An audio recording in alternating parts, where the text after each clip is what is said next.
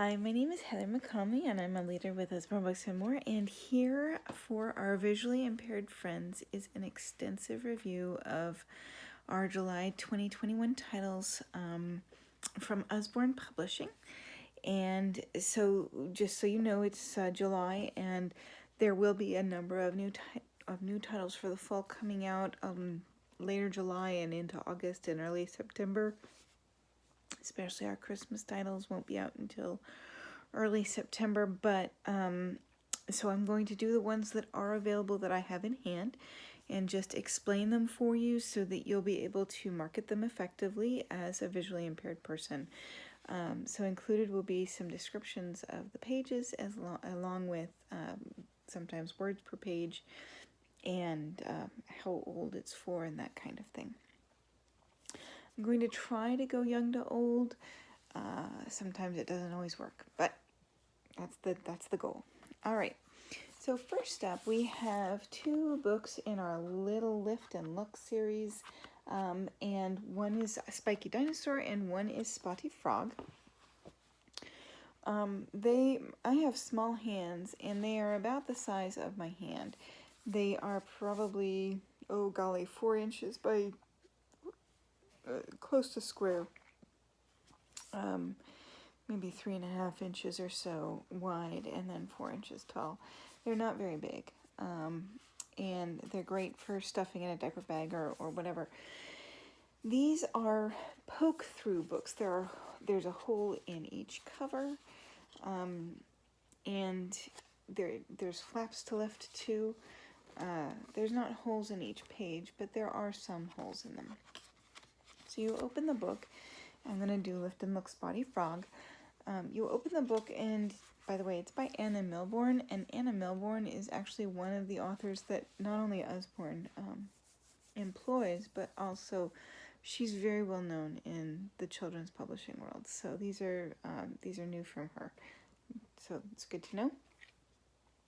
Dragonflies zip zip zoom over the pond. Who's that hiding behind a lily flower? And the frog says croak. And you lift the flap down, and you see underneath, or like inside the flower on the lily pad, a spotty frog. Now, there are lots of dragonflies and lily pads. There's a snail and water skimmer bugs on the page as well. Everything is nicely illustrated for toddlers. This is more of a toddler book. The spotty frog looks all around and sees a duck in the reeds. And on the next page you have like a duck's head poking out of reeds, and you lift the flap, and the flap is on the side of the page, and you see the duck. The reeds have been pulled away. You see the duck with her 5 ducklings. And then what's the spotty frog doing now? Splash! And you lift the flap, which is on the bottom of the page, and it's water. And you see the spotty frog diving into the pond. And on the next page, there's another flap, and it says, look, there are eggs in the water. And this is a poke-through flap. It also folds down. Something's wiggling out of them. Wiggly tadpoles, and so some of the eggs are hatching. They'll be frogs when they grow up. And it goes on like that. There's about 10 pages, maybe 12 in this book, and it ends with a nighttime scene with another poke-through type flap. The spotty frog jumps from lily pad to lily pad and comes face to face with another spotty frog. Croak. It's very cute. And Spiky Dinosaur is very similar. It again has some poke-through moments. Who's inside the egg, and the egg hatches. The flaps are either the length or the width of the page in both of these books. They're nice and sturdy. The pages are not board book pages, but neither are they paper pages. They are probably triple the width of a cardstock page. And the flaps are slightly, probably double the cardstock. They're very sturdy. And so it's these are very beautifully done. They are $9.99 each and well worth it. We also have, for small ones, Baby's Very First Lift the Flap Peekaboo at the Zoo. This is a slightly larger book. It's probably 5 inches-ish square, and it is, the pages are a little sturdier, but not too much. And these are zoo animals. The cover's nice and red. All these are very brightly done. And there are not very many words per page on here. All the words are larger in this book. It looks like this is for a slightly younger child. Peekaboo, where are you? Says the penguin. And the penguin is hiding behind a bucket of fish, which you pull down, and it says, Peekaboo, I see you. And then you have a lemur on the next page. Peekaboo, where are you? Peekaboo, says the lemur, and he's hiding behind a half a melon. I see you. And so it doesn't say the names of the animals. You have to know them. So the penguin and the lemur. The next page has, looks like meerkats.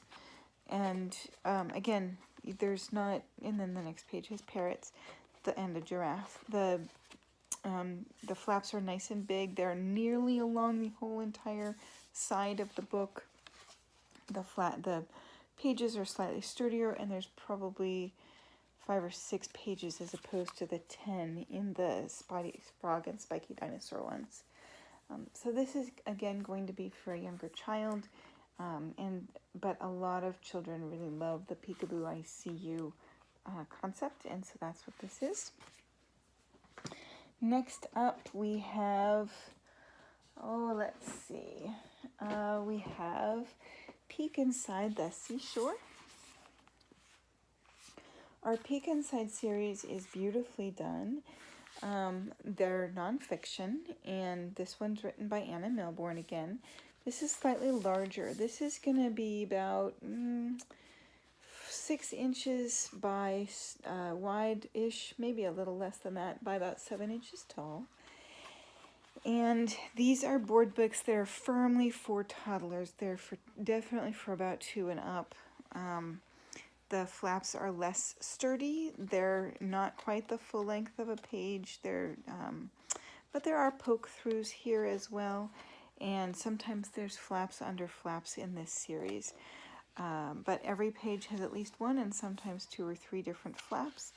And every page has more words per page than the other 2 that I've been showing you. So I'm going to read just 1 page of the Seashore book. And by the way, this has about, 1, 2, 3, 4, 5, 6, 7, 8, 9, 10, about 14 pages. So when you open up the book, it says, when waves crash onto the seashore, they leave little treasures behind. Peek under this one and see what you can find. And you lift up the wave and you see striped pebbles and pretty seashells, swoosh, green seaweed, and an empty shark's egg, which is all black. And also you can lift that up and you see that it's empty. It says the baby shark ran away. So that's a flap under a flap. On the next page, I'm not turning the page. This is just on the facing page. It says, the sea sloshes over the rocks and makes rock pools. Who is hiding under the seaweed? And you lift up the kelp and you see a crab. It squeezes into small spaces to hide. And the crab is actually on the next page in a poke-through type situation. And the crab says, I'm not coming out. It's very cute. In the next page, you see the crab, and it says crabs can breathe in and out of water. And you have 1, 2, 3, 4, 5 flaps on the next page. So again, we're talking very, very firmly toddler territory, about 2 and up for the Peek Inside series, and maybe even 3 and up. And this is going to go definitely all the way through preschool. But it's a beautiful series. Next up we have Play Hide and Seek with the Octopus. The Lift the Flap Play Hide and Seek with series is beautiful. These are larger books. These are about 7 or 8 inches square. And the pages are harder. They're board book type pages, and the flaps run the full length of the page, the side of the page or the bottom of the page or the top of the page, depending. And they're very well done, very colorful. So I'm going to open up the first page, and I see, "Let's play hide and seek," says the octopus. "Turtle, where are you?" And on the facing page you have a pink flap and coral and some fish. And the fish say, "Where could Turtle be?" So you lift up the flap, which is the whole length of the right-hand side of the page, and you see a pink turtle. And the turtle says, "Here I am." And there's a baby turtle on its back, and it says, "And me." And so then you turn the page. "My turn now," says Turtle. "Where could Crab be?" The baby turtle says, "I can't see Crab here, but it's lots of seaweed there." You lift up the seaweed flap and you see the crab. The crab says, "I'm under the seaweed." So again, this is not as difficult as the Peek Inside the Seashore. This is, for younger toddlers, like probably 9-10 months up through about 2. But it is very colorful. It is very fun. Kids will adore the Lift the Flap hide and seek books. Next up we have Seashore Sounds. There's a lot of seashore in this one, in these new titles that I got. I hope you enjoy them.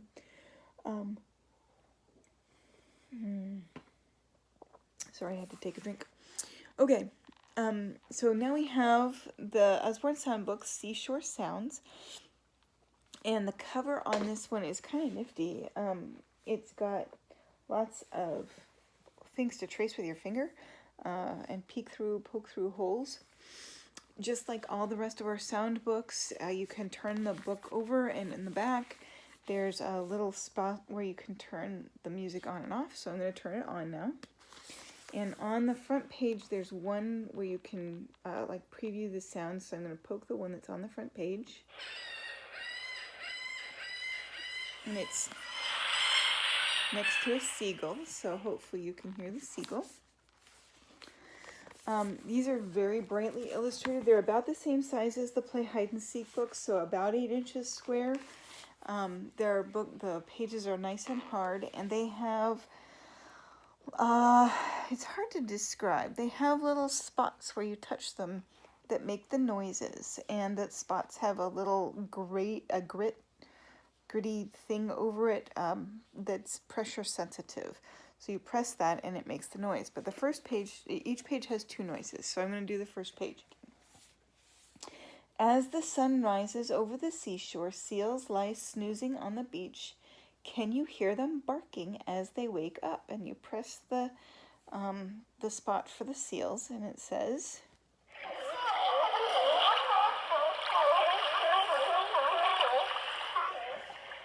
okay. And then there are lots of little dots on the page to put your fingers in and to follow, like the seagull's path, or the flowers are indented, that kind of thing. It says on the facing page, "A seagull soars on the gentle breeze, calling and calling as it flies over the waves." And here we're going to hear that same sound that was on the front page. So here it is again. And one of the nice things about our sound books is, and I'm going to just turn the page to give you a different sound, is that you can turn the sounds off. So the next page has a tugboat, and I'm going to turn it on, and then I'm going to turn it off pretty quickly. So here's on, and then I turned it off. And I'm going to turn it on and let it go.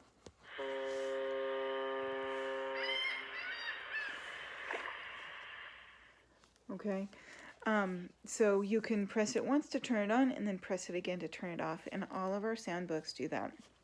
So this has dolphins and rock pools, and the wind is whipping across the beach now. Can you hear the ropes on the boats clanking? There's a storm blowing in, and then nighttime.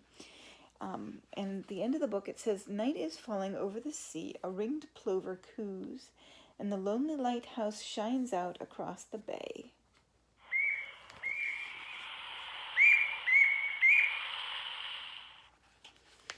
And the last one says, up on the cliffs, a puffin snuggles down to sleep, while far below the waves lap gently at the seashore.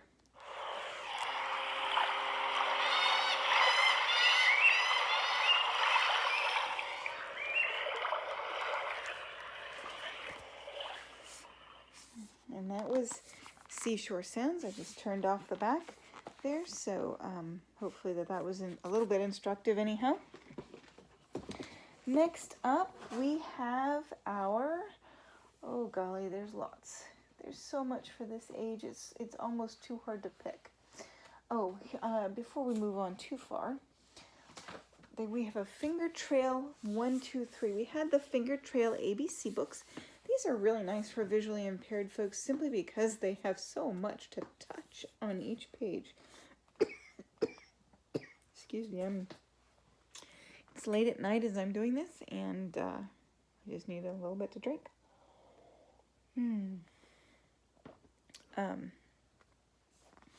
Okay, so Finger Trail 1, 2, 3, just like with ABC, you can put your finger in the 1 and the 2 and the 3, but there's also other things to trace and to put your fingers in, not only on the front of the page, but also in the rest of the book.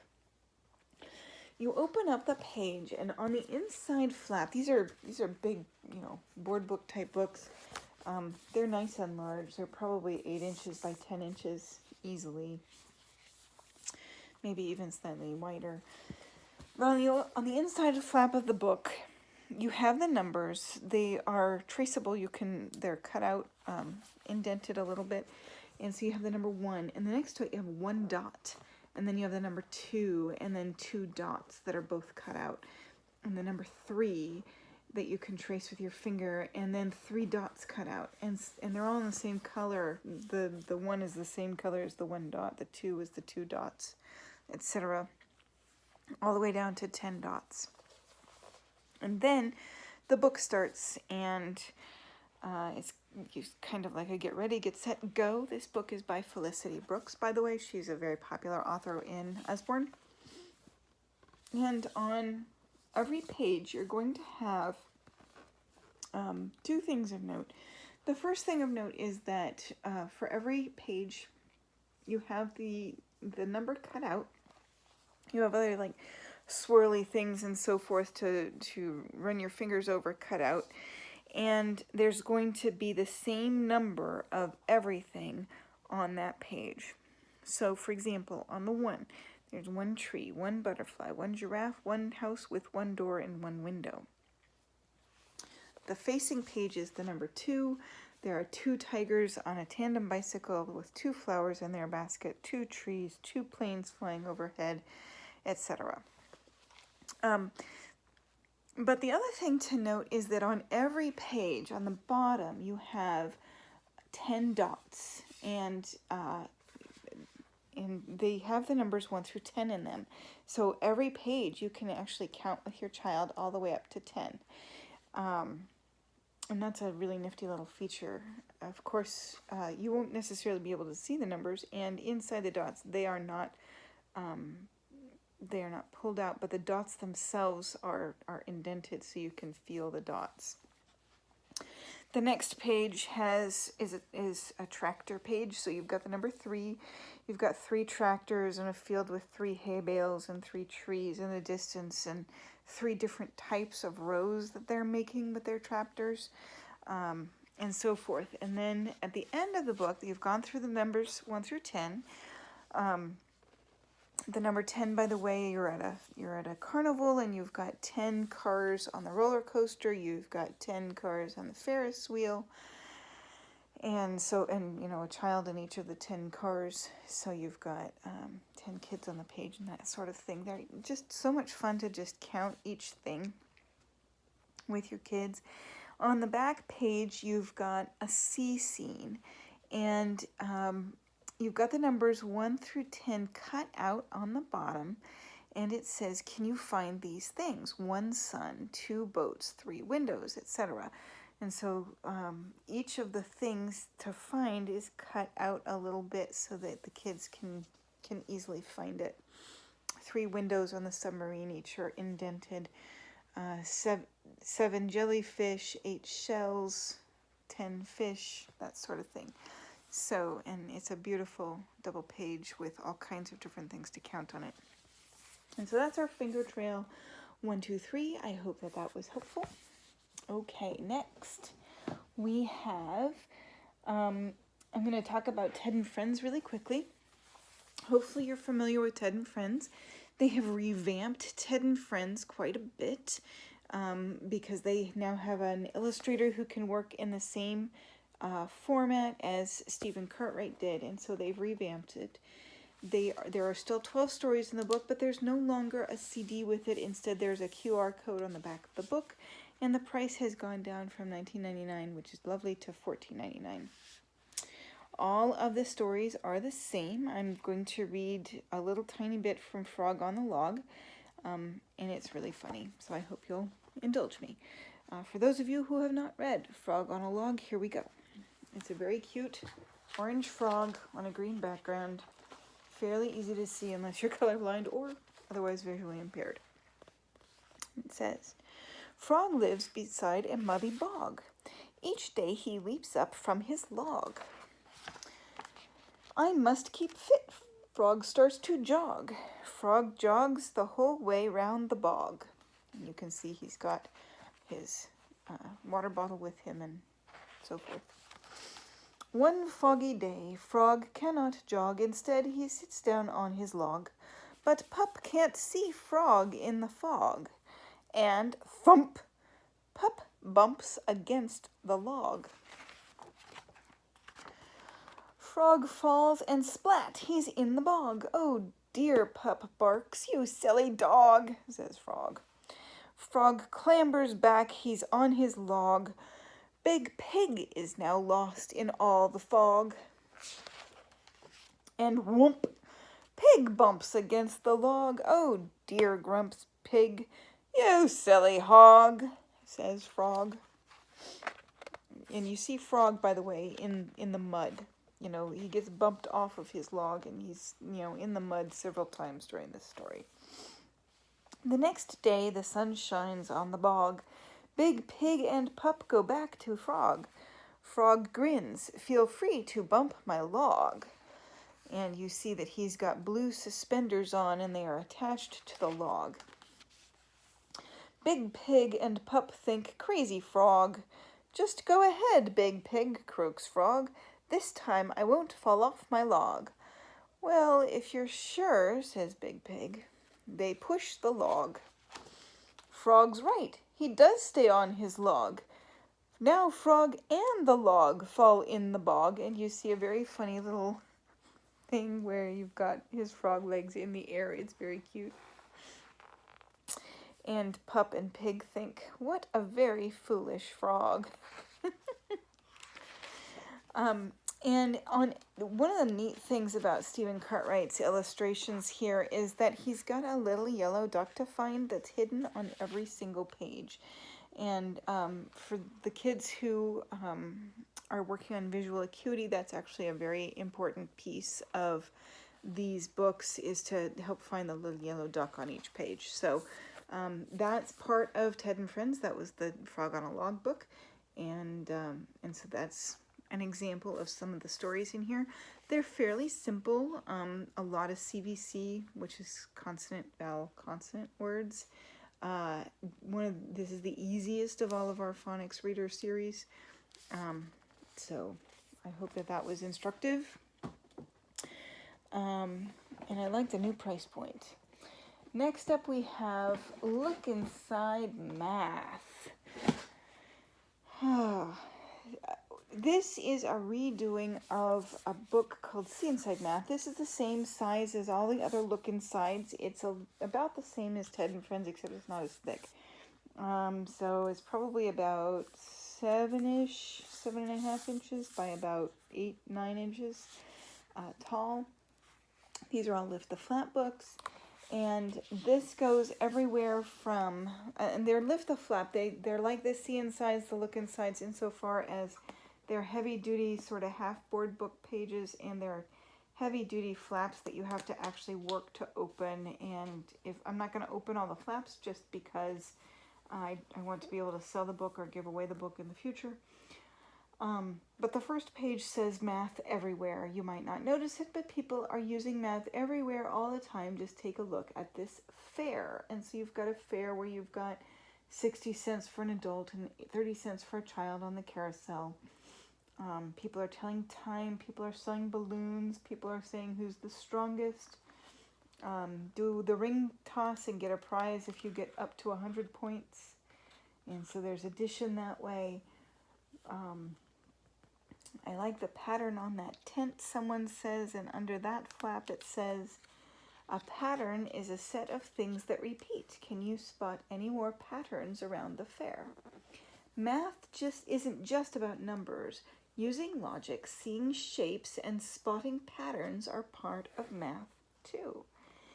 And so the next page is a garden, and we have the number line. We've got snails, going around the number line, counting dots on ladybugs' backs, and using tally marks, doing basic addition and subtraction. The next page is counting in groups, and so this is an introduction to basic multiplication. There are 12, and division, by the way. It says there are 12 sacks and 4 of us. How many can we have each? And it says you could give everyone one at a time until you run out, or you could divide. 12 divided by 4 equals, you lift the flap down and it says 3. I love potatoes, because they're sacks of potatoes.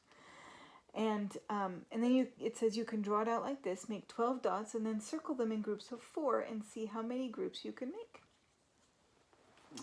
And it talks about halving things and multiplying, the fact that multiplying and dividing are opposites.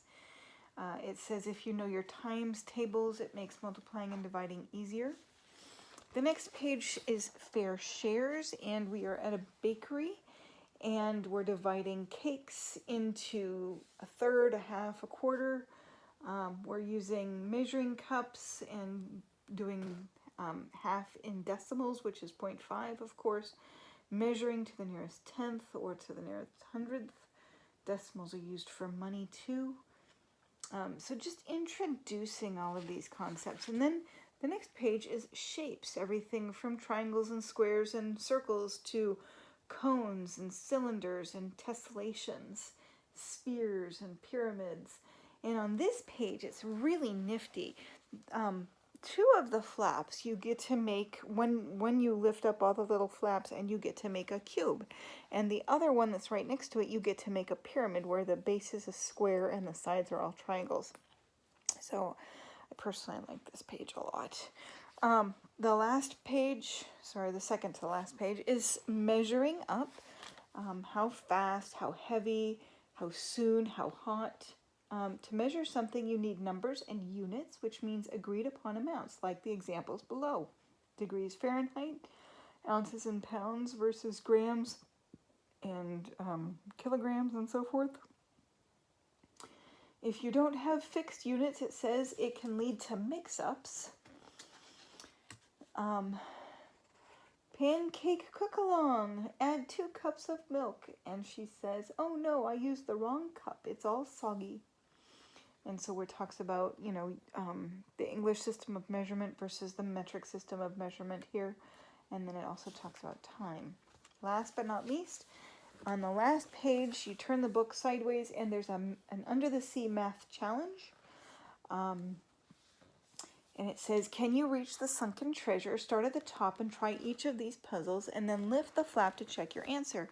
And when you get to the bottom, it says, for more fun math activities, go to the usborne.com/quicklinks page and type in the name of this book. One of the neat things, for those who don't know about Usborne Quicklinks, is that they keep everything updated and everything safe for us, so we can let our kids explore via that site fairly safely. So that is Look Inside Math. Love those books. Love that particular book. I minored in math in college, and I just love math. Next, we have Look Inside the World of Bees. Again, the same size as the other one. And again, the board book pages are fairly thick. The flaps are not as thick. And they are all held down by little bits. They're not all easy to peel off like the little kids ones are. So the first page is all about different sorts of bees. The red mason bee, the honey bee, the buff-tailed bumblebee, and it has things like how long have bees been around, without bees we'd be in big trouble, an introduction to the quicklinks one. Blue carpenter bees are on this page too. The next page is why do we need bees? It talks about pollination. It says, ever wondered why a flower smells sweet or is a particular shade of yellow? It's all because of bees too. Flowers really want the bees to visit them. Bees tend to prefer certain smells, and they like shades of yellow, purple, pink, and white the best. Flowers with the most pollen and nectar tend to have the smell or shade that's most attractive to bees. Some even have patterns that direct bees to the nectar inside of them. So then it talks about pollination and creating seeds and so forth, and also birds. It says, is it just people who need bees? And the bird says, chirp, chirp, I need bees too. Okay. The next page says, do all bees make honey? And what are the bees doing? It has hives. Where is this bee going? And it shows them going into the ground. Lots of animals, it says, like to eat bees or their honey. How do bees protect their nests? And it shows a skunk trying to get to a beehive inside a hollow log. The next page is what's happening inside a nest. And of course, you've got a beehive with all the hexagons, some of which are filled and some of which are open, and all the bees going into and out of those little hexagons. And it says most of the bees in the nest are the worker bees, and then it has a little spot where it's got the queen bee, of course, a flap where you can see the queen bee growing up, what happens to a nest in wintertime, and all these other questions. Where do other bees live? Mason bees, of course, live in bricks, and some bees live in the ground, and some bees live in other places. So it has a list of, under the flaps of every place that bees live, as far as we know. And then second to last page is about other pollinators, butterflies, flies, pollen wasps, hummingbirds, and so forth, beetles. And then the last page says bees in danger and how to help the bees. Everything from growing plants to eating organic and so forth. So that is Look Inside the World of Bees, and I love it. I love the flap books. They were my kids' favorite when they were growing up, and so it's hard for me not to love them as well. Okay, so there are lots of new activity books in the Wipe Clean series. The Wipe Clean series, we had a number of Wipe Clean books come out last semester that were like updates of alphabet and first numbers and first math and everything else. This time around, we're getting all kinds of new activity books. And they're all very similar with just like different backgrounds and so forth. Wipe Clean Zoo activities, horse and pony activities, and the beautiful yellow and pink fairy activities book. So I'm going to open up that one and just describe what's on each page so that you can hear what kinds of things are in a Wipe Clean book. So in the first page, it even says Wipe Clean fairy activities, but you've got outlines of things that you can trace with your Wipe Clean pen. So like the castle is not solid lines, it's all dotted lines, and you can trace the dotted lines with the pen to create a solid castle. The fairies have little trails after them. It says count the pink flowers below and then trace over the numbers. The number 1, 2, 3, etc. are on the bottom of the flowers, and so you can trace over those with your pen. The next page says, in the garden, trace over the numbers to see how many leaves each flower needs, and then draw the missing leaves. And so most of these plants don't have a whole lot of leaves on them. In fact, one of them has 0 leaves on them. But the number underneath on that pot is 2, and so you're supposed to draw 2 leaves on that flower stem, and then 4 leaves on the next flower stem, and so forth. Underneath that, you've got butterflies flitting all around. Follow the trails to see which butterfly will land on the big pink flower. On the facing page, it says connect the numbered dots in order to finish the summer house. And so you've got dots numbered 1 through 7. It's not hard. And also draw over the dotted lines to finish the flowers. So a lot of tracing, there's some maze work. There's the next page is in the sky, and you've got a little maze. Use the pen to show Amber, the fairy, the way to the rainbow castle. Along the way, you can draw a line between each pair of matching birds and that kind of thing. Trace clouds.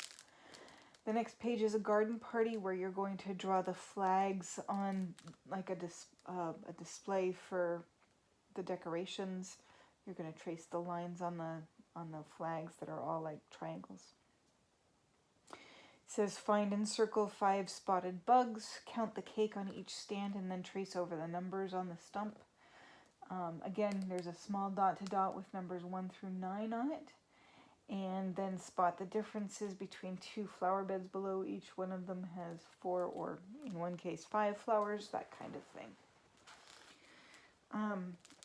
And then there's like 1, 2, 3, 4, 5, 6, 7, 8 more facing, 8 more double page spreads, ending with a sweet dreams. Circle the moth below that matches the purple shape in front of the moon. So you've got the outline of a moth, and then you have to figure out which moth it belongs to. Draw over the dotted lines to finish the fairy hammock beds. Count the fireflies in each group below, and then trace the numbers that are underneath them. Draw around the flower on each stem that does not match the others. So they're just beautifully, beautifully done. Great for 3 and 4 and sometimes 5. Decent for the car, excellent for the airplane, great for things like restaurants and other times out. A lot of my homeschooling friends use these types of books for, I'm homeschooling an older child, and the older child needs my attention, but the younger child wants to do homework too. That kind of thing. They're just fantastic for that. So again, we have zoo, horses and ponies, and fairies that I have in hand. Next, we have First Magic Painting Garden. Now, we have some magic painting books, and these are paint with water. They each come with a paintbrush in the cover. And but the magic painting book, there's lots of different things to color on each page, but these first magic painting books, they have 1 thing per page. And so you turn a page and it says a fluffy squirrel, and you paint with water over the squirrel. And I'm sure that there are different colors on him, but there's only 1 squirrel and nothing else on the page. Then turn the page and it says a fluttering butterfly, and there's only the butterfly on the page and nothing else, that kind of thing. Whereas, I'm going to grab the other one that I have here. It says the Butterflies Magic Painting Book. And this one is for older people. And on 1 page that I just turned to, there are 2 butterflies. There's 1 flower branch. There's another vine with several flowers hanging off of it. There's a little branch with leaves and a caterpillar on it. And so it's a busier page. And it's definitely, some of the lines can be for really older kids. Some teens really like these books. So I hope that that's helpful to know the difference between the first magic painting and then the regular magic painting. By the way, the story magic painting books, each page tells a different part of the story, so it's kind of nifty that way. But it's hard to give away those sheets as prizes because they are for,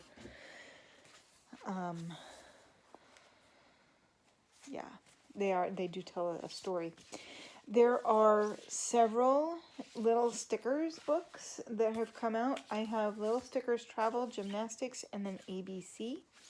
And the nice thing about these Little Stickers books It does not say that they are reusable, but the pages are very, and sorry, that's my son coming in. The pages are very shiny and, trying to think of the word. They're very shiny and slimy is the word that's coming to mind, but that's not the word. But it feels like they'll be able to peel the stickers off the pages. Not necessarily if they've been stuck for a very long time, but maybe if they are stuck for just a short time. I forget the word. I wish I could figure it out. And then, so there are, let me just count real quickly. 1, 2, 3, 4, 5, 6, 7, 8, 9 or 10 double page spreads of travel scenes, everything from streetcars to cities to lots of roads to on the river, at the airport. And this is the travel one. And then, so those are the double page spreads that they are for sticking the stickers on. And then in the back, you'll find the place, like for example, it says at the airport, which is pages 4 and 5. So then you find the part in the back where it has at the airport stickers. And there are 3 planes, a baggage cart, a fuel truck, a stair car, a bus, etc., that you can put on the airport scene. And that is, and you can put them anywhere on the airport scene. So those are the first sticker books. These are about, I want to say 6.5 inches wide and about 8 inches tall. Easy enough to stick into your pocketbook or travel bag. And all the little stickers books are similar in that way. But now we've got the little sticker dolly dressing parties. And the little sticker dolly dressing, they are the same type of page.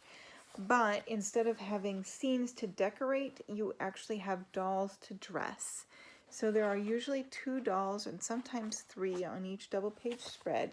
And then in the back there are the stickers and everything from hats and mittens and shoes to coats, and then decorations for the page, like it's on the, somebody goes ice skating in this one, so you've got little snowflakes. There's another one that's a pirate theme, and so in addition to the pirate dress and the headbands and the pirate hat and so forth, you've got a parrot. You've got a couple of little anchors and a treasure chest to put on the same scene too. So you can decorate the kids. Now, for what it's worth, I have the kids are not completely nude in the pictures. They are in their underwear.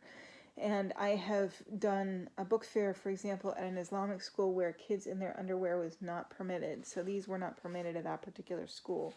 I just wanted to point that out because you can't see the fact that they are in their underwear. But hopefully that helps to know that they are not completely nude, but neither will their clothes get in the way of what they're supposed to be wearing either, what you're supposed to dress them up in. And the sticker dolly dressing parties is very sweet. It got a green cover and lots of different pastel colored pages in the beginning, in the middle. Everything from like a Halloween party to rainbow unicorn dress up to a winter wonderland party, forest fairy dress up, little mermaid dress ups, and those are people, magical rainbows on the ice, which is like an ice skating party. Yo ho ho is a pirate party, garden party, and firework party. And then at the end of that it says cleaning up. Millie's party is over, her friends have gone home, and even though she's tired, she's helping take down the party decorations. And this is the same size as the little stickers book. It's again about 6.5 or 7 inches wide and then about 8 or 9 inches tall. And it's very, very sweet. Those are $9 each, and then the little stickers are $8 each at this point. Next, we have the Little Children's Under the Sea activity book. This is squarer and it's thicker than a sticker book that I was just showing, but it's for about the same age. That is to say, early elementary. These books are probably, I'm going to say 8 inches wide by 8 or 9 inches tall. They're close to being square. And they're paper. They're not board books. They're not wiped clean. They're actually paper. And I'm just going to pick out 3 or 4 different pages and tell you what they are. This is a scene where it's got under the sea and snorkeling, and it says spot the difference. Can you spot 6 differences between this picture and this one on the facing page? Draw a circle around every difference you find. And then a couple pages later it says undersea doodling, and it has lots of fish, probably a dozen fish on this page. And it says using pens or pencils, copy the pattern on each fish onto the one next to it. So some of the fish are patterned and some of the fish are plain. And you have to copy the patterns. Moving forward a few pages, it says sharks. There are hundreds of different kinds of sharks. Draw, and then so in this page, some of the sharks you can see them, and then some of the sharks you see just their outlines. Draw a line from each shark below to the shape that matches it. And then on the facing page it says, sharks eat all kinds of things including fish, seals, and squid. Follow the white lines. Which shark catches the most fish? And so each shark has like a tree of lines coming out of it, and you have to follow all the lines to find out how many fish that particular shark is eating. And below that, it has how to draw sharks step by step, and then it has 4 gray outlines that you can use to draw sharks with. And then arms and legs. Some sea creatures use their arms or legs to catch food or to move around. Read the clues below to work out which octopus is about to hunt for food. The octopus isn't yellow, is on the bottom of the seabed, has one leg lifted up, and doesn't have stripes. And so, and then there are 5 octopi, and you have to figure out which one it is. And then below that it says, it's a dot coloring, so it says fill in each shape with a dot in it to discover the squid in this picture. So you're going to color each, there's lots of squiggly lines and some of them intersect, and where they intersect is a new area. You're supposed to color all the areas that have dots in them, and you'll find a squid. And so that's one page of the facing page that says which starfish doesn't have a matching partner. Link each pair with a line to find out.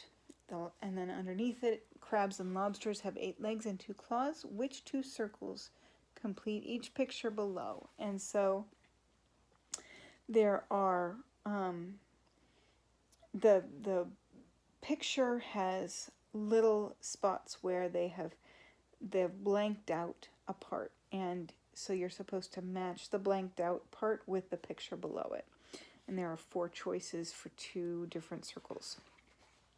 Okay, so that's the kind of thing. Again, we're talking early elementary. You have to be able to read or to have somebody read this to you in order to follow the instructions. And the pages are paper. It's not like a wipe clean book, and but it's not hard.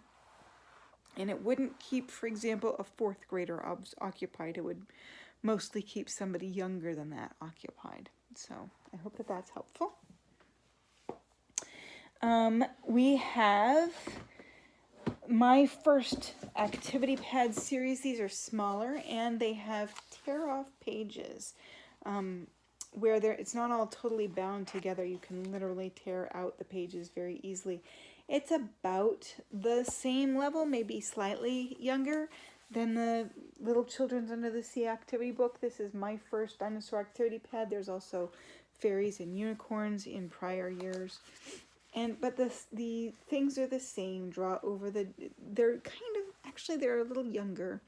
So this is going to be a bridging the gap between the wipe cleans and the Under the Sea and the regular activity books. Things like draw dotted lines to finish the scene, and you're drawing the dotted lines to create the clouds and the trees and the mountains. Find and circle 6 eggs, 4 footprints, and 3 green dinosaurs. Circle the picture that doesn't match the others.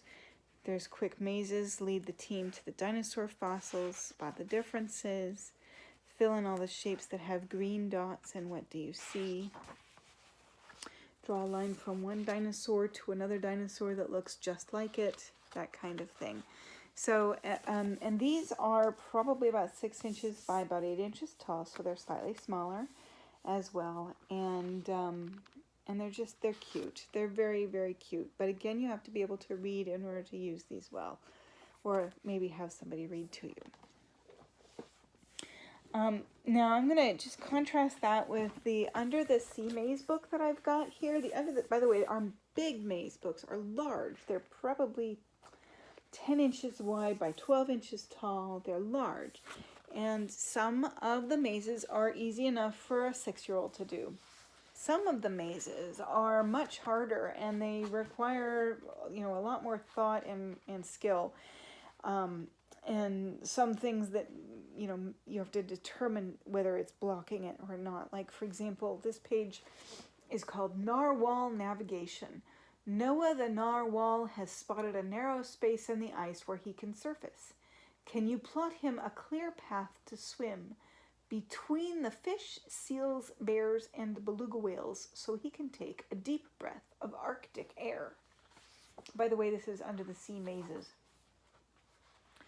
And you see Noah in one corner, and he goes over 2 pages in order to take a breath of air. And then there's another page where the maze is seaweed, and another page where you've got a city under the sea, and you've got to go through, the city tunnels in order to get to one spot. These mazes are not easy, and they do teach. Here's a deep sea dive page.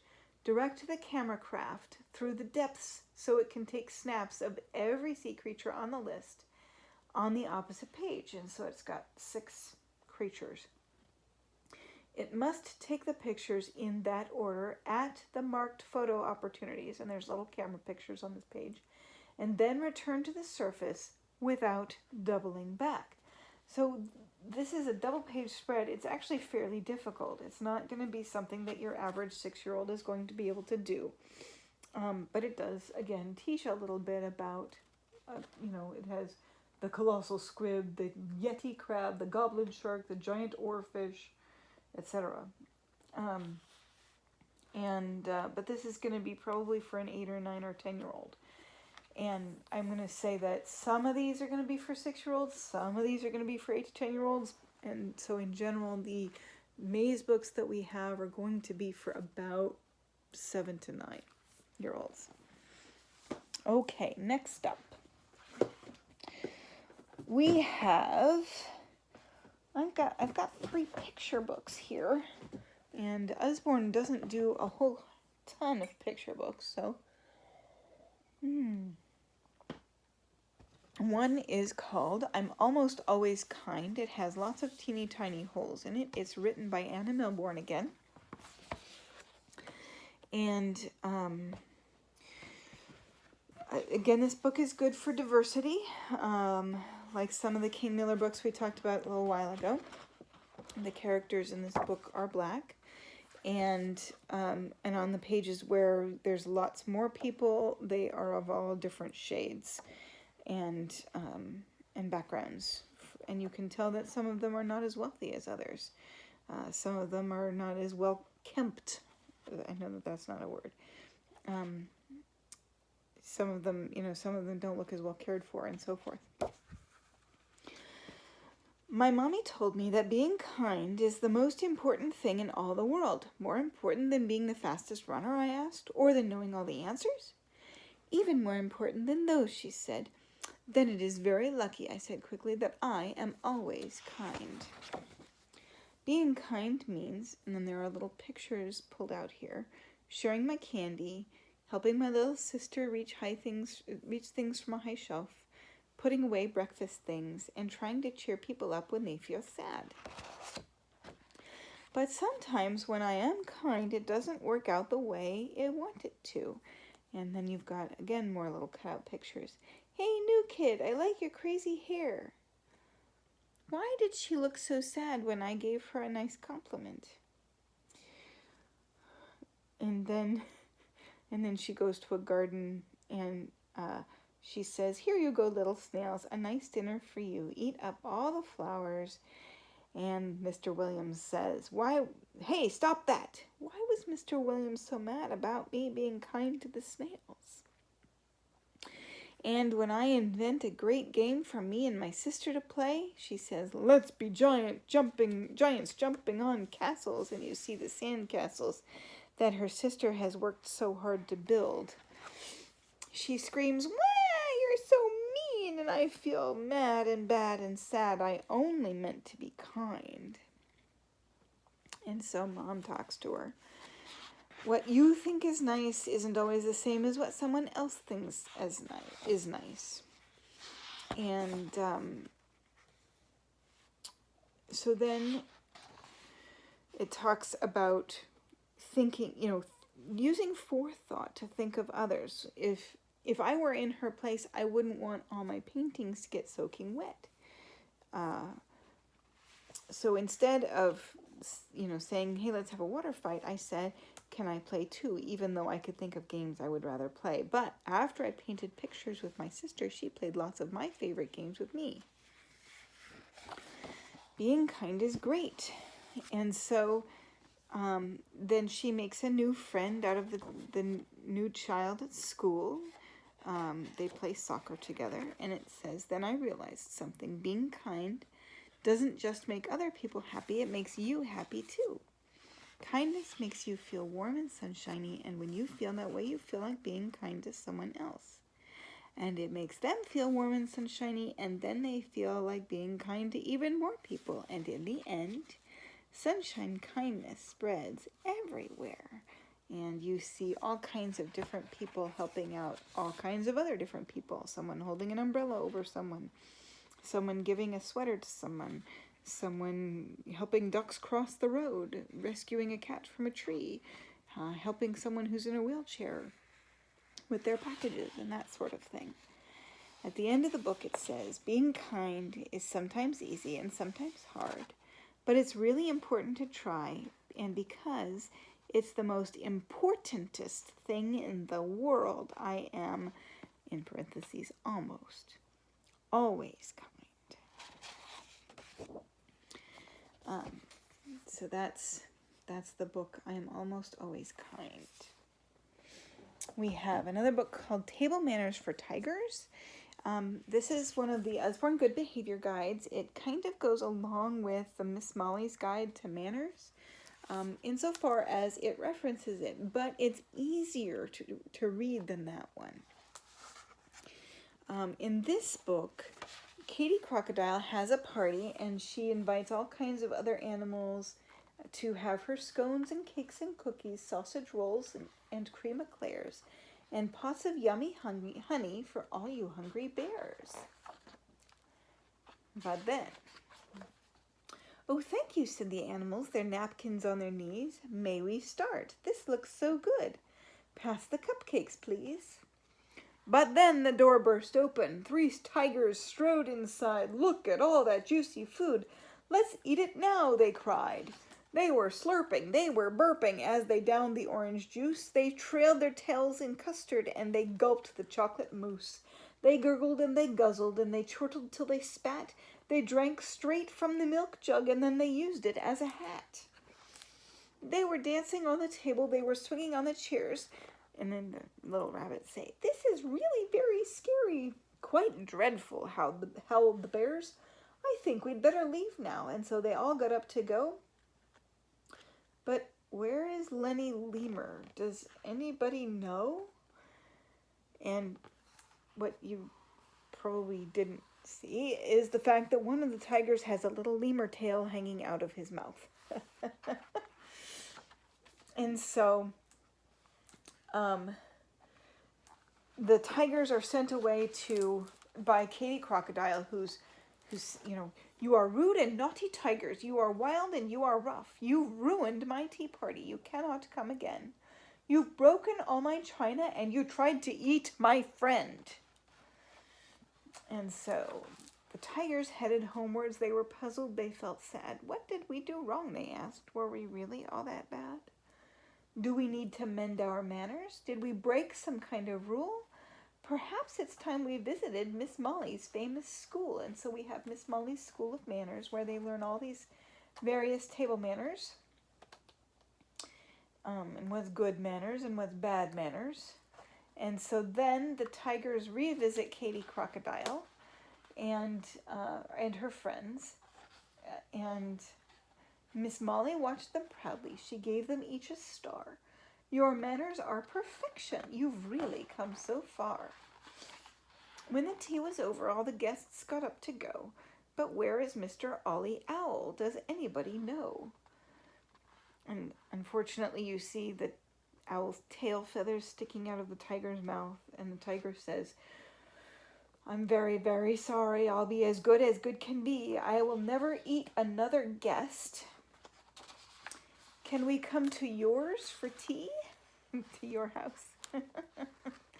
And that's how the book ends. It's very sweet. And for those who are not quite old enough for Miss Molly's School of Manners, it is a nice introduction to that.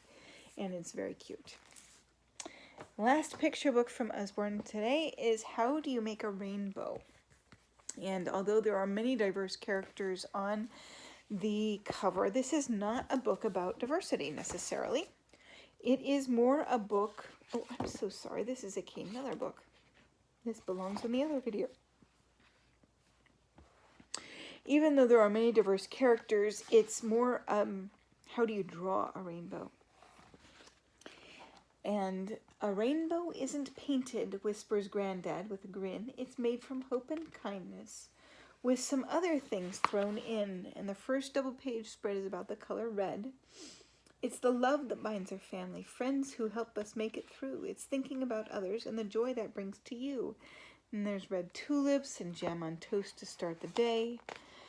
The next page is orange, kicking leaves in autumn, pumpkins. The next page is yellow. It's the glow you feel inside you when you make somebody proud. It's when something's just so silly that you have to laugh out loud. And you see the daffodils too that are yellow, and the next page has lemon cake and lemons and so forth. The following page is green and the people are gardening together. It's croaking frogs with frog spawn. It's helping plant new trees, picking peas and runner beans and grass stains on your knees. The next page is blue, caring for our oceans, picnics under summer skies, frosty winter mornings, butterflies and blueberry pies. The next page is indigo or purple. And then the last pages say, think of things that make you happy, all the kind people that you know. Find the sunshine that's inside you, and a rainbow starts to grow. And then there's another couple pages to read. And then at the very end of the book, it says, make your very own rainbow. Think of the things that make you happy, all the kind people that you know. Find the sunshine that's inside you, and a rainbow starts to grow. And so you're encouraged to draw red things, and orange things, and yellow things, green, blue, purple, and violet things. What are your favorite violet things? Draw, write, or stick them in here. What is special to you that is green? That kind of thing, so that you can draw and color a rainbow as well. So, sorry for popping that in with the Usborne stuff, but it is beautiful, as you could tell. We have a book called All About Diversity. And this is a book all about diversity. It talks about, and it's got, people of all stripes on the cover. There's probably, 30 people on the cover of the book. This is a large book. Again, it's probably about 8 by 11, 8 by 12 in terms of, and it's a hardcover with paper pages. The beginning reads, what is diversity? Wouldn't it be boring if people were all the same, if they wore the same clothes, ate the same food, had the same hair, lived in the same sort of home, went to the same kind of school, had the same teacher, read the same book, had the same type of family and the same pet, said the same thing, played exactly the same game every single day? But luckily, the next page is bright and colorful, and the facing page was all gray. Luckily, our world isn't like that because everyone is different. And so then there are things like a girl asking, what do you have for lunch? One person has falafel, another has burrito, another one has pasta.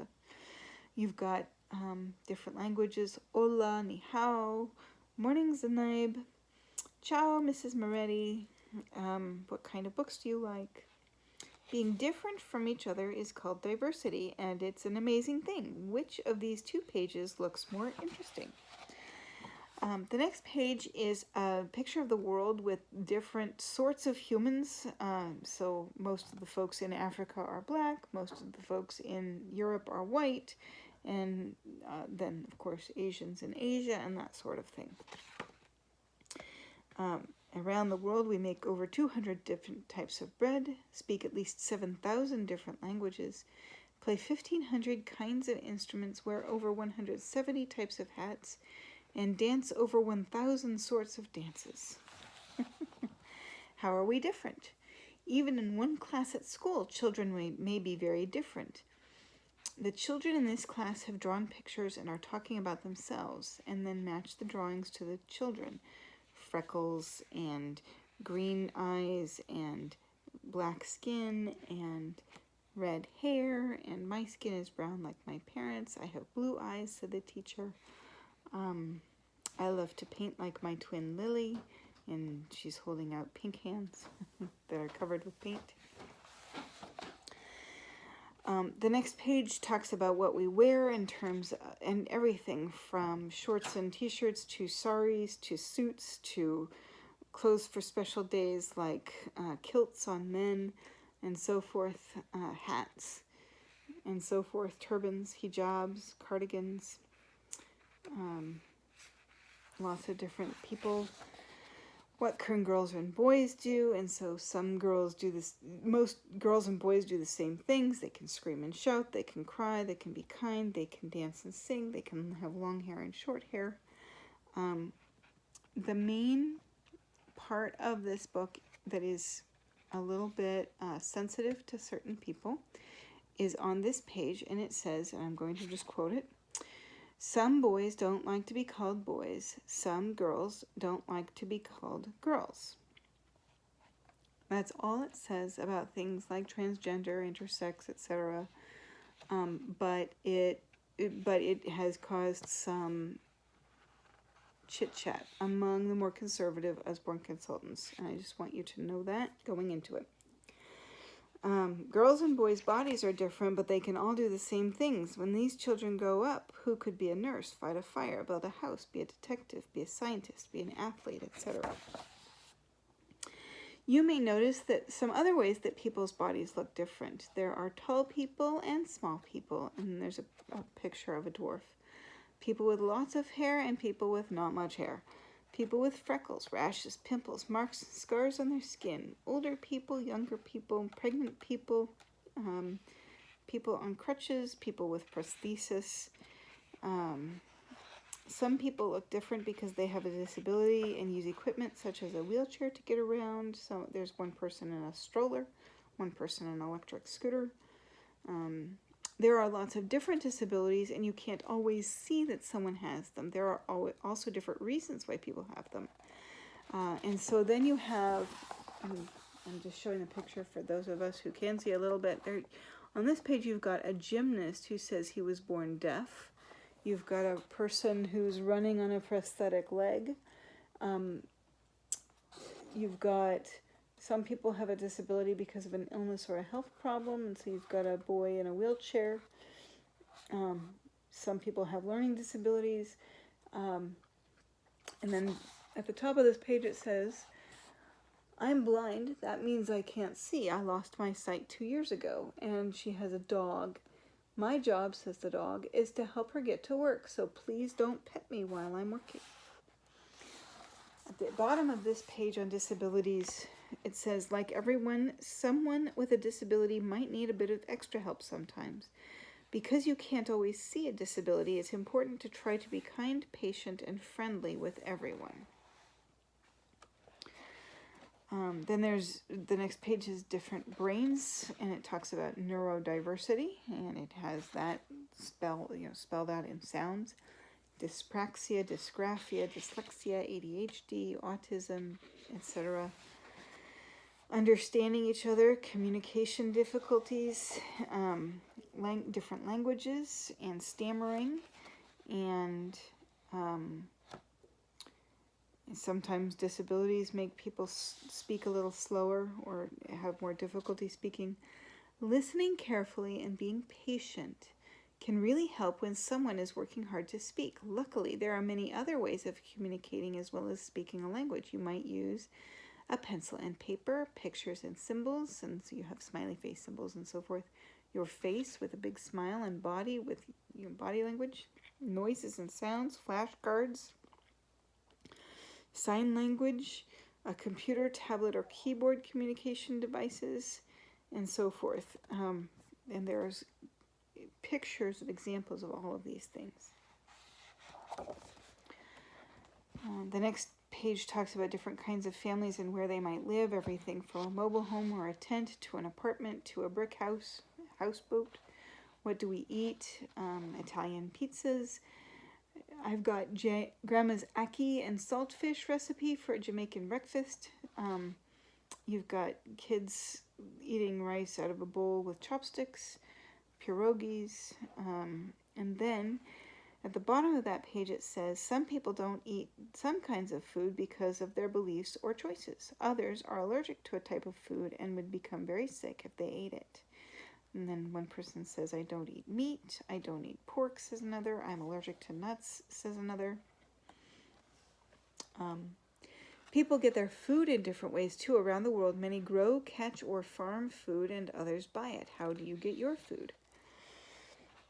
And then they have a page on celebrations and festivals, another page on show and tell. You can show old things or new things at a show and tell. Some children show things to do with their family's beliefs or things that they hope will bring them luck. What do you like? Some more things that make us all different and make each of us unique is what we like, what we don't like, and what we can do. One person says, I like numbers. One person says, I like to spin around. One person says, I can speak 3 languages. I like snakes.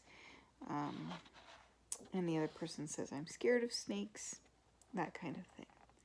Although we are all different, each one of us is unique and special. There are things that everyone can do to help us all live, play, and work together in a fair way. These children have some ideas. And there's by the way, on every page, there's at least 15 kids. And sometimes there are more.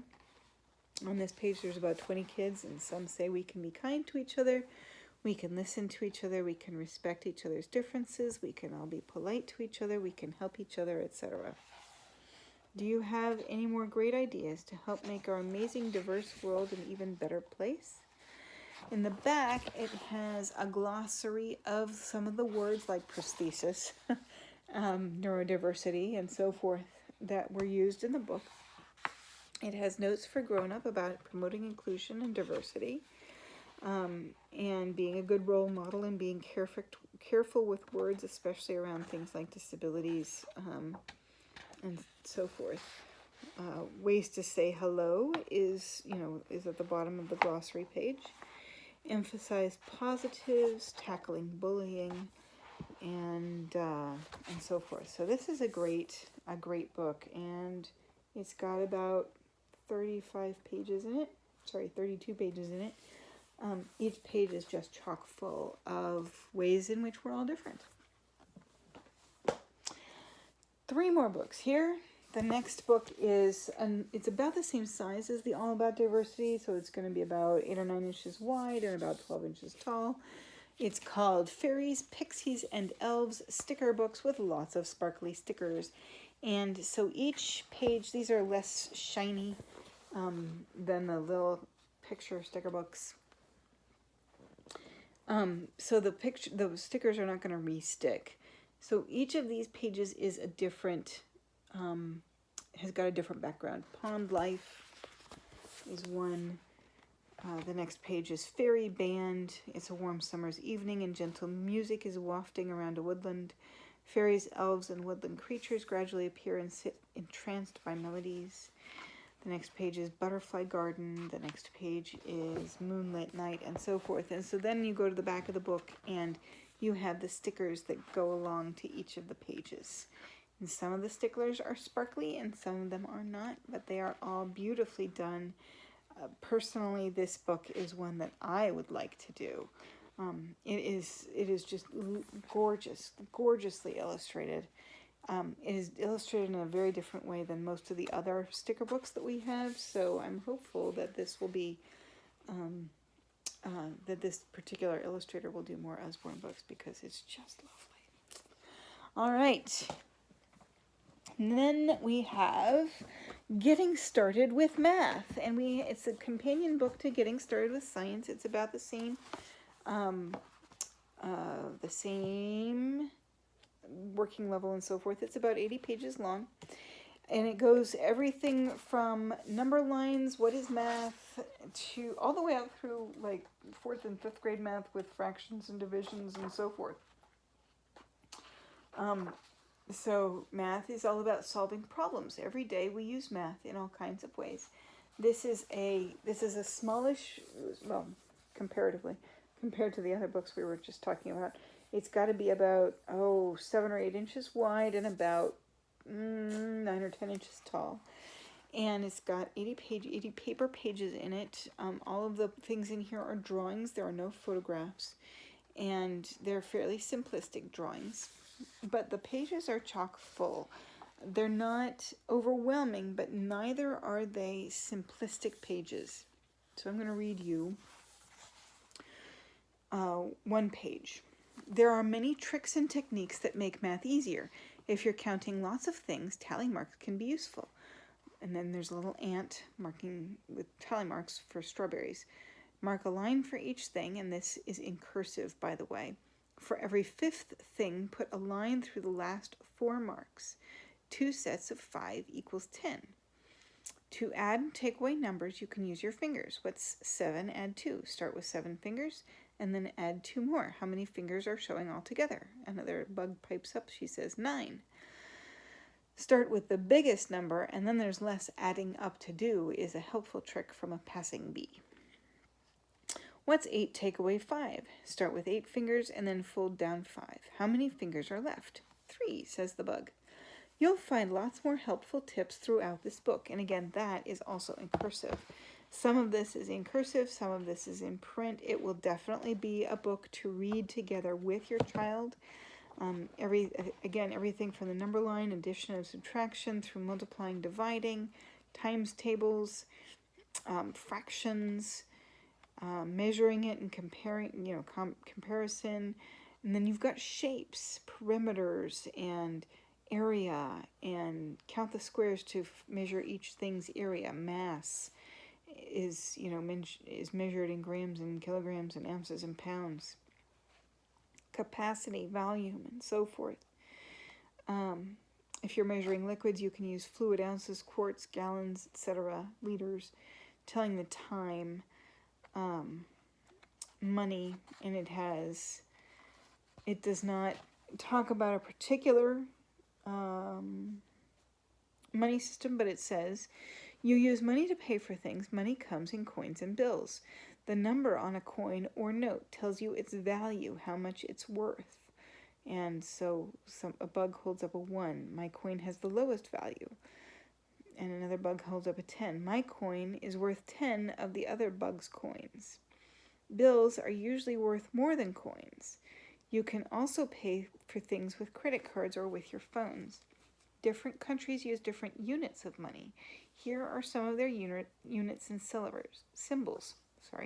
A British pound is made up of 100 pennies. A US dollar is made up of 100 cents. A euro is made up of 100 cents. And then it has the symbols for each of those things. And then it has shapes and 3D shapes like pyramids, cubes, and so forth. Position and direction, inside, between, forward, straight, right, left, etc. Lost in a maze. Patterns and sequences. And using data. Tallying is useful for keeping track of counting. How busy is the road by the park? Let's see how many vehicles go by in an hour. information stored or used on a computer or smartphone is also called data. A simple way to present data is in a table. Then they deal with block graphs and bar charts. And then they have a glossary in the back, things like dividing, faces, fact, family, fraction, rounding, sphere, units, and so forth. And then there's an index at the back. And so that's getting started with math. Last but not least, we have this fantastic book called Never Get Bored, Cut, Fold, and Stick. It's about the same size as the Getting Started with Math, so 7 or 8 inches wide and about 9 or 10 inches tall. It's got a handy dandy little elastic around it to help keep it closed. But this is amazing. So a lot of these things, a lot of these projects this is all for visual art. Making a flying machine, make drop parachutes, turn foil, like tin foil, into art. Tear trailblazing pictures, trick your eyes. Make lanterns and solve riddles, spin and play with paper clips and so forth.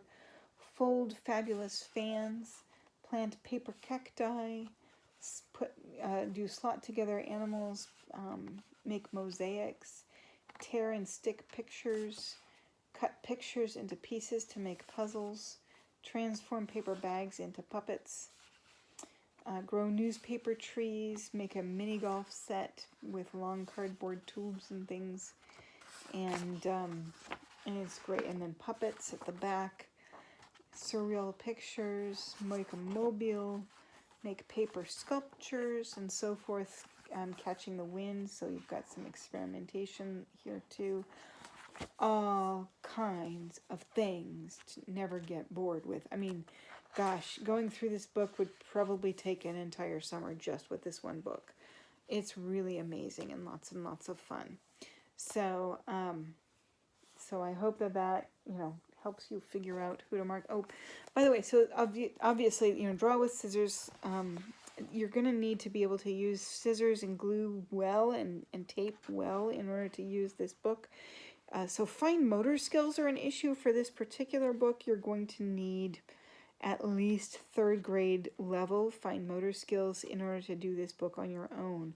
But a parent could easily walk their child through this with kids as young as about 5. So I'm going to say 5 and up with parent help, 8 or 9 and up with doing it by yourself.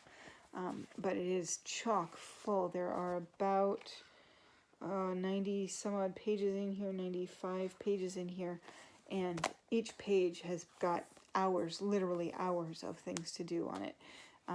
So it would be a fun summertime book. All right, that's it for now with Usborne Books for July 2021. I hope you enjoyed this, and I hope this was helpful. Reach out if you have any questions. Thanks and good night.